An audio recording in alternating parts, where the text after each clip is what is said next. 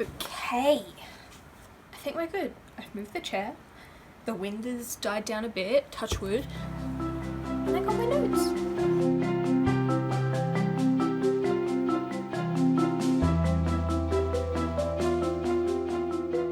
Let's talk about the fear of illness. Fear of illness and how this can exhibit as ableism. Now, ableism is, I'll put a definition up if I can figure out the editing for that. Ableism is, just like anything, racism, ageism, sexism, all that, discrimination or discriminatory behaviour towards people with a different ability as you. So able-bodied and disabled and any other labels that you give yourself. If you are of a different ability, kind of that fear of that. A lot of ableism is kind of rooted in this, I guess, misunderstanding, like most isms are. Things like, have you tried yoga? Have you tried going gluten-free? Have you tried all this to a person with a chronic illness or disability? Now, this, and honestly I've seen it so many times that I can honestly say 95% of the time it is meant as well intentioned. It is meant as, well, if you just try this, you'll get better. Even, I guess, the concept from an able-bodied mind of someone needing to get better is problematic, but I'll leave that for another video because that's a whole lot to get into. Good people get sick for no good reason. Sometimes you will just get sick no matter if you have done the right thing, the wrong thing, enough, not enough, all of that. It seems that healthy people, and even I on occasion, see chronic illness as something preventable, which sometimes it is, sometimes it isn't, but once you are chronically ill, it's not preventable anymore. You've got it. Seeing that the ill person must have done or not done something that could have prevented the illness. It's completely understandable why this would be a very strong understanding of chronic illness, because when you think about being ill, when you think about being sick, you think cold. Oh, well, you went out without a scarf, you didn't take vitamin C, you did all that, blah, blah, blah. But I guess if you look at it in terms of getting a cold, everyone is going to get a cold. But once someone has a cold, say have a day off work, their friends aren't ringing up and saying, did you try yoga? Did you try not going out? It's not something that is to be blamed. I feel that this, I guess, belief that you have done or not done enough to prevent becoming ill stems from a fear of becoming ill themselves. They, and when I'm saying they, I'm referring to people who are able, like fully able, not ill at all, or even people with a different ability who are looking at other people with a disability. That they need to believe that if everything is done right, then they won't get ill.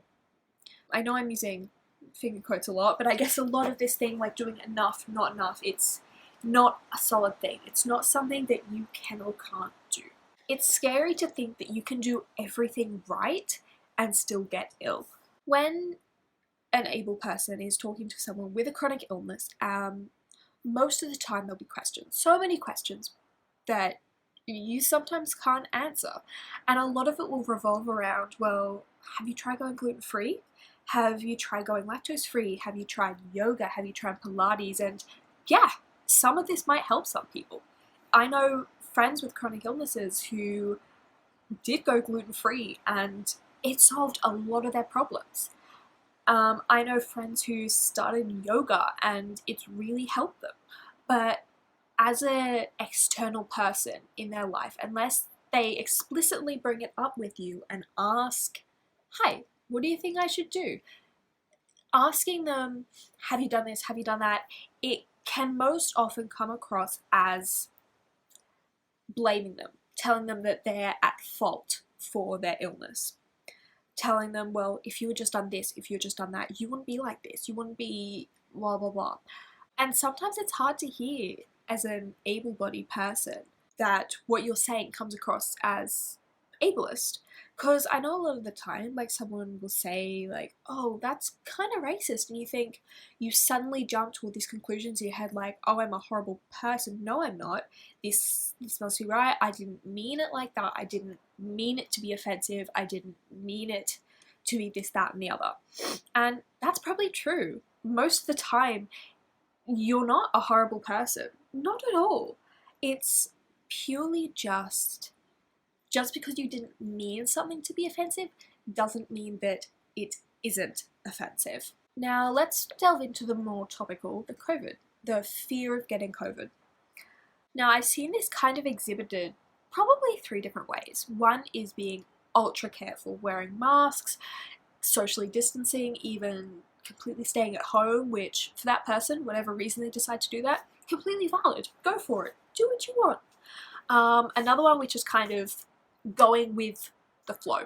The flow of, well, everyone else is doing this, so I'm going to do it, which means in Australia, most often not wearing masks. Like, it is done, but it's not mandated and it's not super, super common. So, like, when you're in a grocery store, you might see a few people with masks, but not a lot. So, if you're just there and you're like, well, I don't want to get it, but you're just going to go with what everyone else is doing because the majority is doing, it's got to be the right thing. And then a third one, which is the kind of the laissez-faire, it won't happen to me, which I think goes for a lot of things in life. And I know I have been doing that as well. I'm like, oh, I'll go out with friends, it won't happen to me, it's fine, sort of thing. Of course, not going in against any restrictions or laws or anything like that. Be safe, be careful.